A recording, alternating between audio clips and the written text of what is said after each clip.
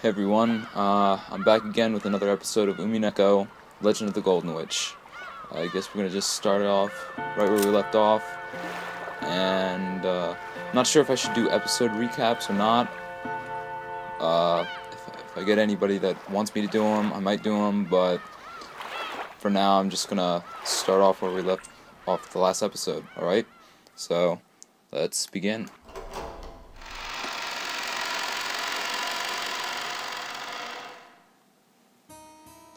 Should have taken the boat. The boat. Fall! Fall! Ooh, ooh, ooh! Maria, that's enough! But what a surprise. I thought there was nothing that could scare Battler-kun. This guy can't handle vehicles for some reason. Always yells about falling and sinking and stuff. You're a disgrace of a man, you are. Ah, shut up. That thing was seriously shaking way too much. I just got a little stressed since it was my first time on a small plane like that. You call that a little stressed? Sounds like it'd be fun to take an overseas vacation with you, Battler-kun. Would you like to go to Egypt with your aunt? You get to ride a plane for a full 14 hours. Ahaha! There's a good plan. Battler-kun, you should go let Ava Nason toughen you up some. Still, it's so hilarious. Ha ha ha. Wahahaha. Now. Everyone's got their own strong and weak points. It's bad to laugh at them. Wahahaha.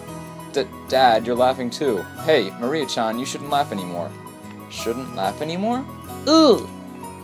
God damn it! Is being scared of planes really such a big deal? Everyone obviously thinks I'm a big oaf now.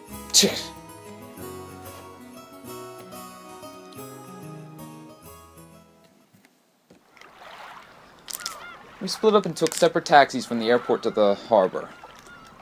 From there on, we would be taking the boat to the island. The islands are right next to each other, so the distance of the trip wasn't that great. By boat, it was a leisurely 30 minutes to the island. After going to the pier where the boat to the island was anchored, we saw a silhouette waving its hand. Georgie-Nisan! It's been so freaking long! Ah, Jessica-chan, it's been a year since I saw you. You've gotten taller again, haven't you? Kyahaha, don't give me like that. It's embarrassing when you say that every year. Hey, Aniki, you gotta be kidding me. That's really Jessica? Wait a second, Georgie-Nisan. This big guy is Battler? We both stared each other down. She definitely didn't look like that in my memories, but I do remember her crazy way of talking. Yo, Jessica, what's this now? You're kidding me, you look like a woman now.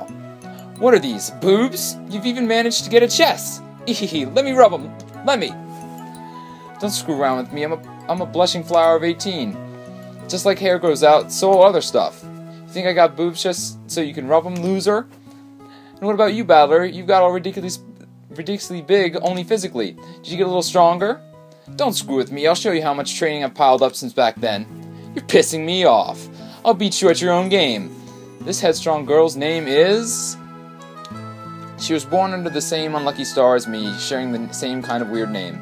Anyway, is pronounced Jessica. She's Dad's older brother's daughter. That older brother happens to be the oldest son of the Ushimura family, so for now, it means Jessica is the direct heir of the Ushimura family.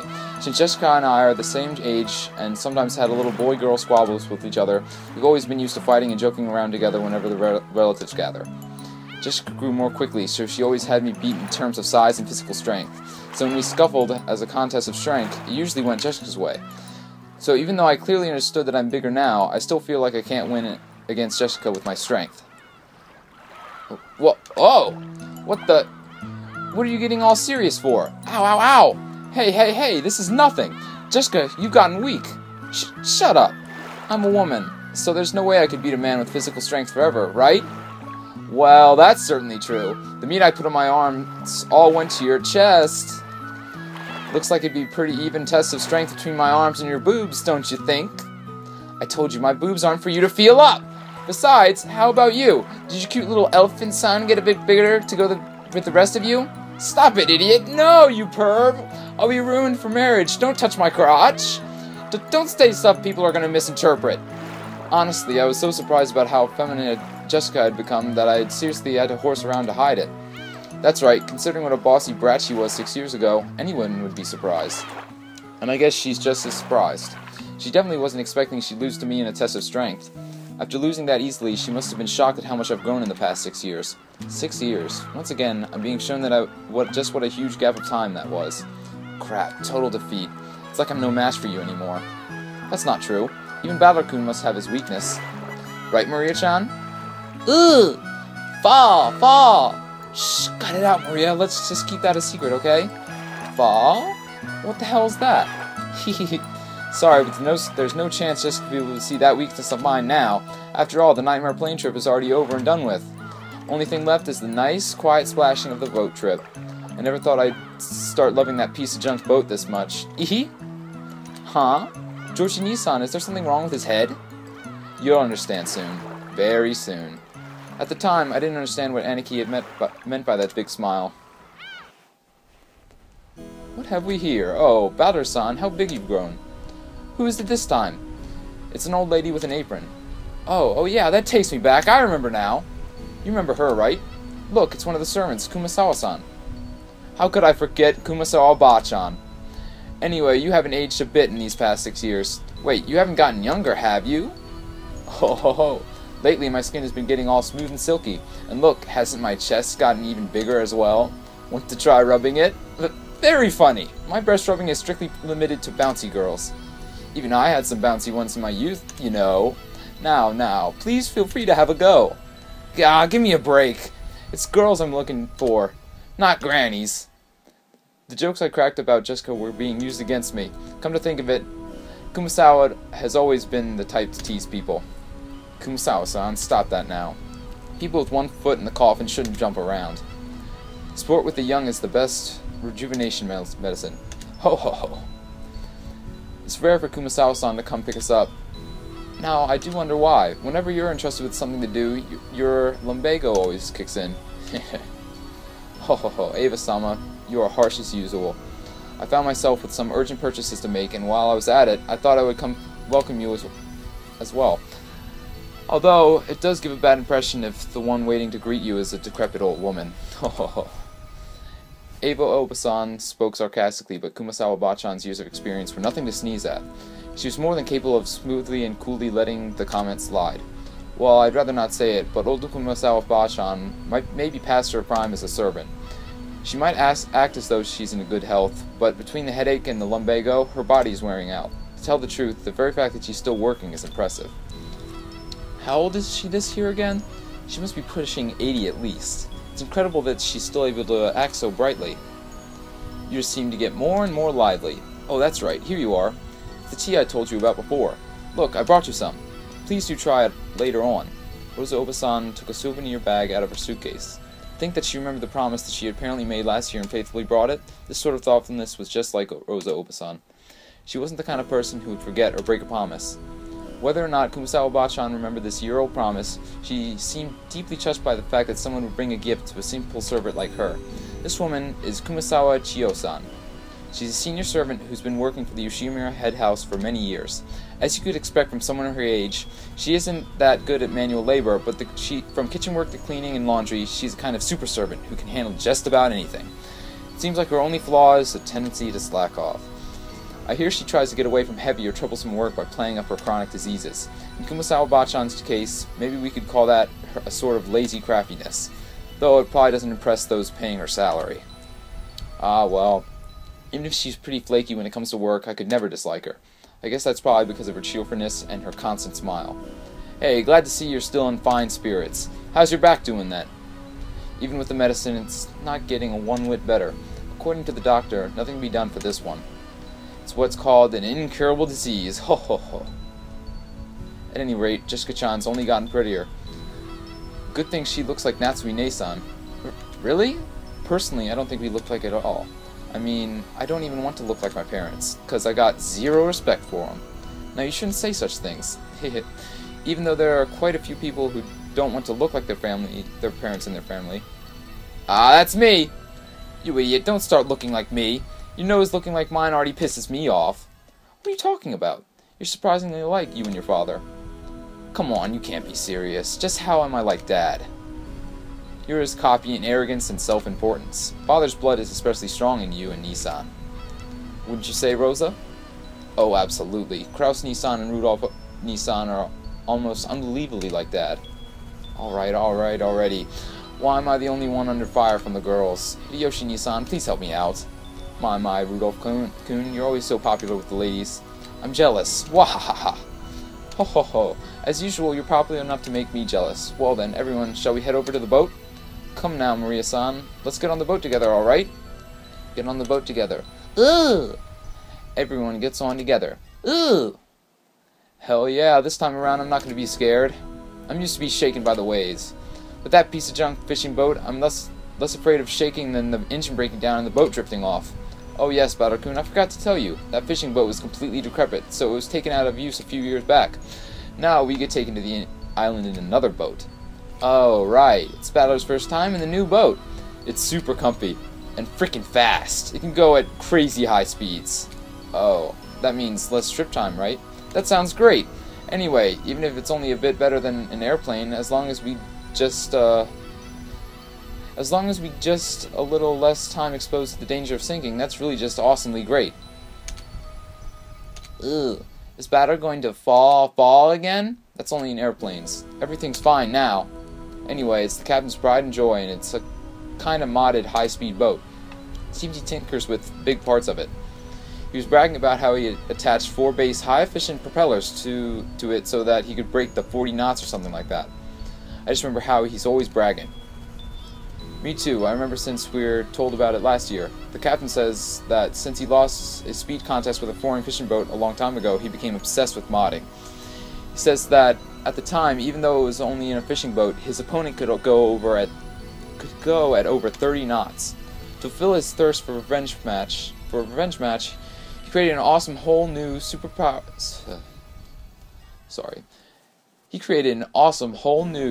high-speed modded boat. I'm sure you'll just love it, Battler. Super high-speed modded boat. My first thought was that this would be much better than some beat-up boat that might sink at any time, but for some reason, I got this feeling of foreboding. Probably just overthinking it.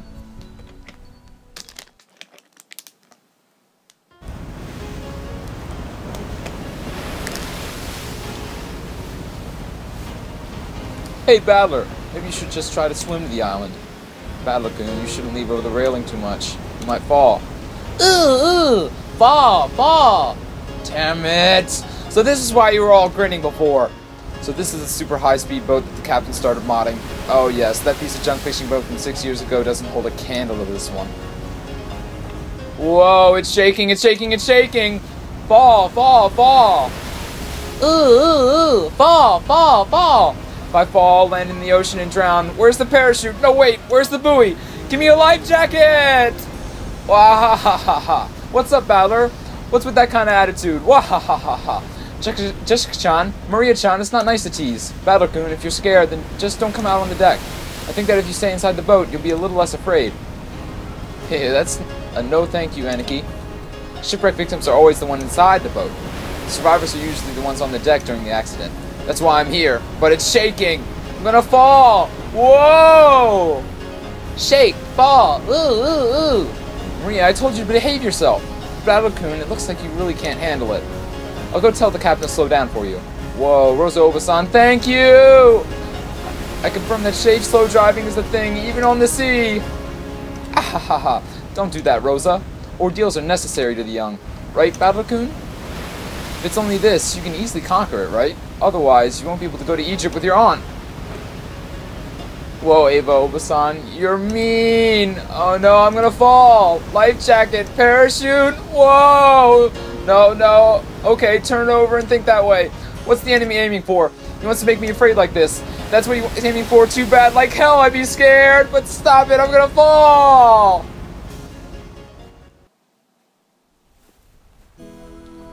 So after I made a huge fool of myself for a while, Rosa Oba-san had to talk with the boat captain and he slowed down to a more manageable speed for me. Ha, speed is a little bit better. Earlier I didn't even feel alive. Apparently the max speed I can tolerate is extremely slow. But that just now was completely insane. The whole boat was shaking, sliding and leaping on the ocean's surface. Felt like I was riding on the back of a flying fish. Jessica was still golfing at me as I leaned against the railing, tired and disheartened. I lost in that strength contest earlier, but I'm glad to know I'm no worse off where it really counts. But seriously, hahaha, Damn it, go ahead and laugh. One of these days I'm gonna find your weakness and I'll get back at you, and then your boobs will be mine to squish. Well, we'll see about that if you ever do find it, okay? Wahahaha. Ugh. Battler all week. Yeah, battler all week. I want to die on land, not in the ocean or the sky. Maria was patting my back, so I patted her head in return. Her expression was blank as usual, but I realized she wanted to console me. Battler-kun, the captain is throwing in drinks to make up for this. Wouldn't you have just one, to calm yourself down? Jochi Aniki and Kumasawa Bachan brought us all glasses with floating ice cubes and canned drinks. Judging from Kumasawa's big grin, our parents inside the boat were probably all rolling around laughing at my moment of pure terror. Damn it, I'm so embarrassed that I can't bear to face any of them. If I didn't change the subject somehow, I had the feeling that I'd be the butt of everyone's joke for the whole trip, so I tried to think of something harmless to talk about. Hey, Jishka, how are Kraus Oji-san and Natsuya Obatan doing? My old man and my mom? Unfortunately, they're fine. Though every other word out of their mouth is study, study, which pisses me off, so I'm so jealous since it doesn't look like Hideyoshi Oji-san or Rudolph Oji-san say those kinds of things. Ha ha ha, oh no. When I was slacking off during exams, I was always getting told, exams, exams. Thought it was annoying, but now I'm grateful. Ha, I knew it, Georgie Aniki can be human too. Anyway, I have to look after myself. No one tells me what to do. Well, it's not like I'd listen if they did. Ehehehe. Batter-san, you still cannot return to your home? Well, I kinda go back now and then. Still leaving lots of clothes and stuff at the previous house. Ooh? Batter has 2 houses? Something like that.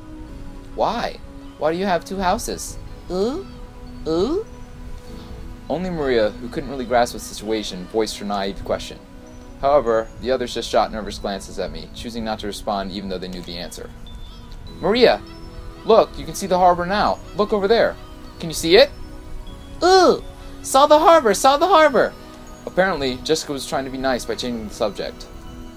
Well, I'd rather not talk about it if I can help it, but it's uncomfortable to have it treated like some sort of weird taboo. Ooh. But it's uncomfortable to have it treated like some kind of weird taboo. I don't mind that much myself anymore. I'm a member of the Ushimiya family. The truth is that, for these last 6 years, I've been living with my grandparents on my late mother's side, and I've even been using her family name. When those grandparents passed away, one after another, I basically had no choice except to go back and live with the old bastard. Don't get me wrong, I didn't just run away from home or anything like that. The only one at fault here is my dad. I don't really blame Kirie-san. Being able to hold that old bastard's reins and ride him out is no mean feat.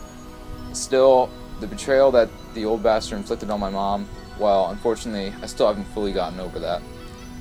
Ahem. We'll be getting there soon. Joji Aniki cleared his throat, trying to change the topic. Please forgive my indiscretion. It seems this old woman has said too much already. If I have hurt your feelings, heh, I don't mind it. No one else is. Sorry. Bad time. Just got back from working all day, so not the best reading skills right now. Let's get back. I don't mind it. No one else's feelings are hurt. Don't worry, Kumasawa-bachan. Kumasawa-san seemed to regret speaking out of turn. But I was more concerned about being worried over for something like that, so I stood up and passed it off lightly. After that, I had a sip of my drink and headed over to Maria and Jessica, who were gazing at the silhouette of the island. Ooh!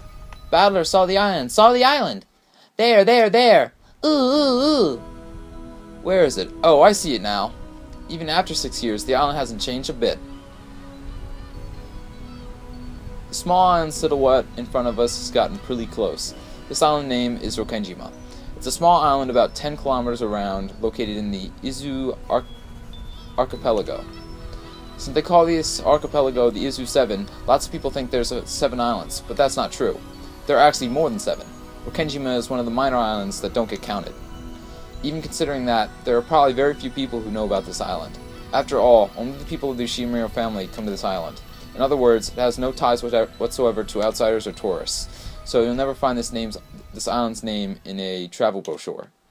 This is because all of Rokenjima is an estate possessed by the Ushimiya head house.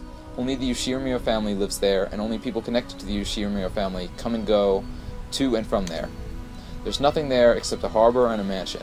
The vast majority of this island is still just uncultivated forest. Such a waste, when it could be made into such a nice golf course. However, when you realize that the entire coastline is a private beach, it starts to sound pretty magnificent. You might have realized it by now, but to put it simply, well, the Ushimura family is just rolling in dough. Fortune possessed by the head house is apparently vast, and Dad and the others who make up the branch families have built up plenty of wealth for themselves, finding success in their respective businesses. I've been living a commoner's life at my grandparents' house for these 6 years, so I'd completely forgotten. The old bastard's house really is elegant, and everything about it is turned to match the snobbish taste of the annoyingly rich. Come to think of it, I guess that means Georgianiki, Jessica, Maria, and I are all wealthy, high-class gentlemen and ladies. Needless to say, none of us feel that way at all. I don't see myself being rich, and Georgianiki, who takes self-discipline very seriously, doesn't let himself get too comfortable. Jessica's always complaining that she'd rather move to the city than be rich. Maria is still a kid who isn't interested in money at all. Does that attitude really make us any less snobbish? From the perspective of people in poverty who can't pay the bills, we really have been blessed with a lot. This isn't the place to explain any further, so I won't. Anyway, it's the same as not being able to choose the parents you're born from. I didn't ask to be born into a rich family, and I don't think it's really something to be envied. It can be pretty trying when people are prejudiced against you just because you're rich and refuse to judge you by your merits. As I pondered these sentimental thoughts, Maria started shouting and leaned over the railing.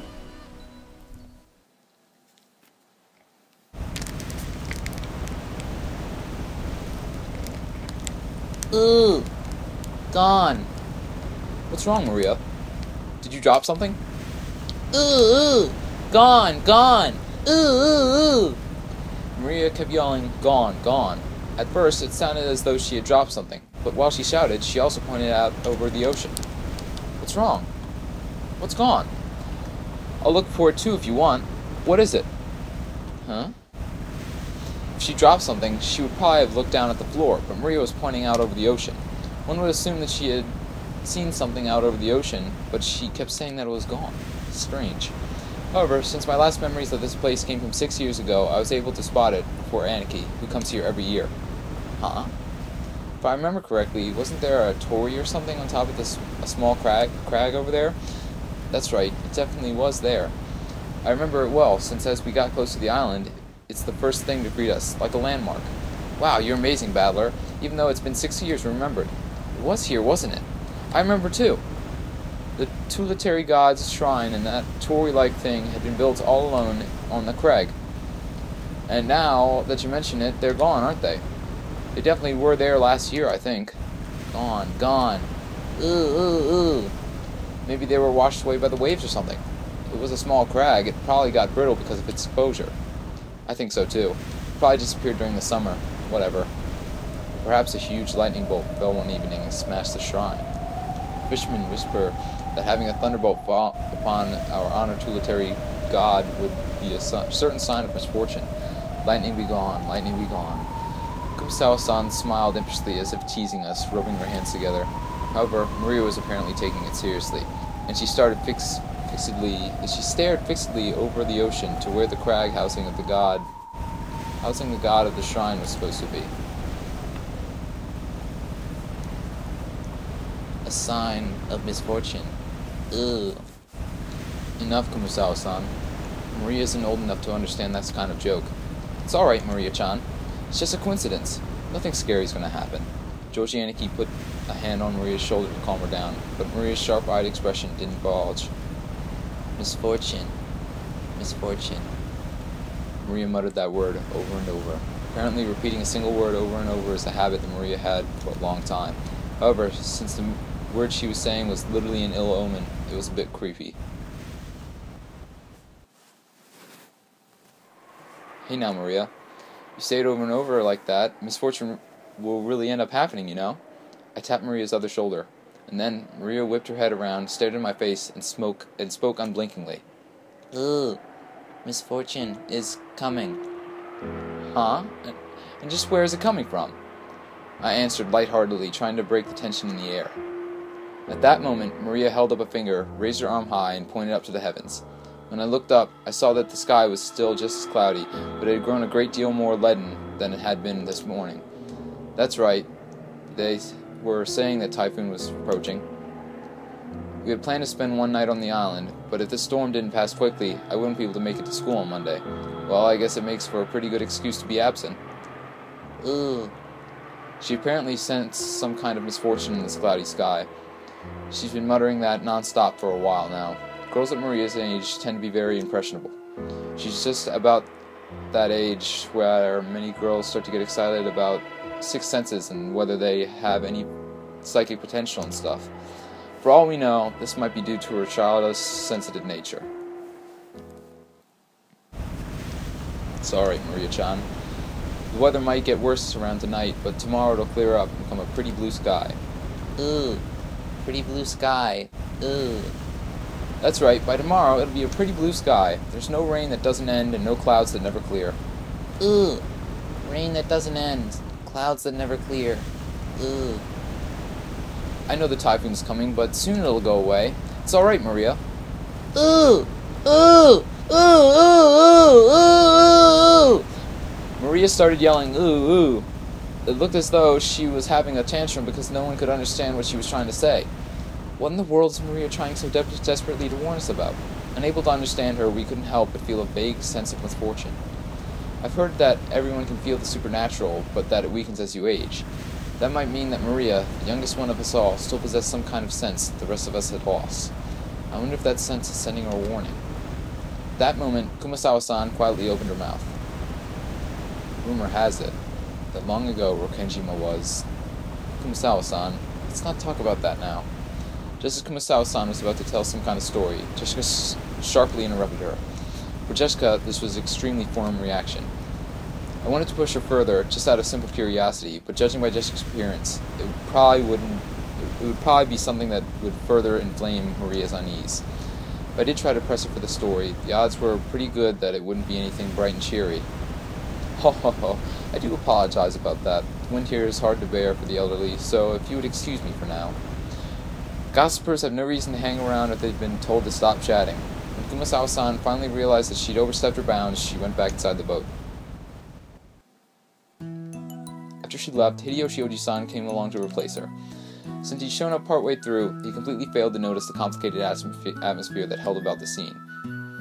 So he reflexively and unwittingly swept that atmosphere aside.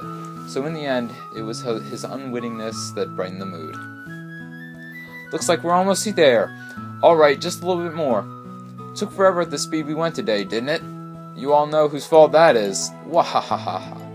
Aw, Hideyoshi Oji-san, give me a break already. Ha ha ha. Aha.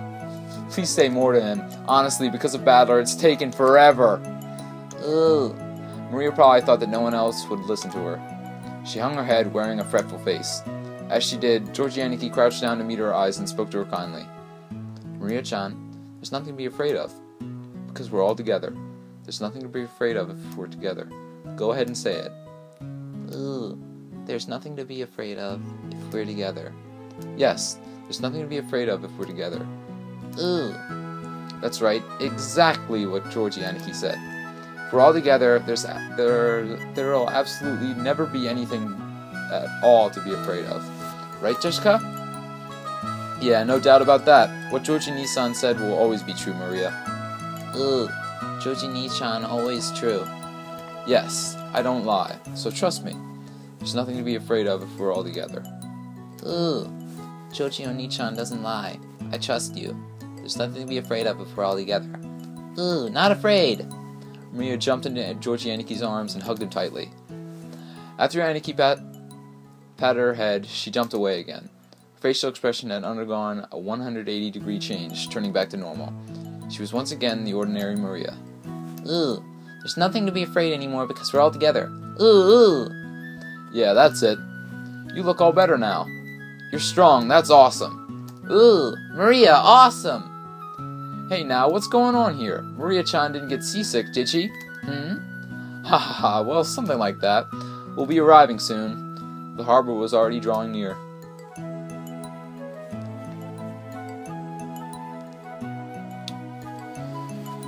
And that would be the end of the first chapter. The arrival of Rokenjima is drawing near. we will be starting our story off at Rukenjima in the next episode. So, bye, and bad at outros. Need to practice. Goodbye.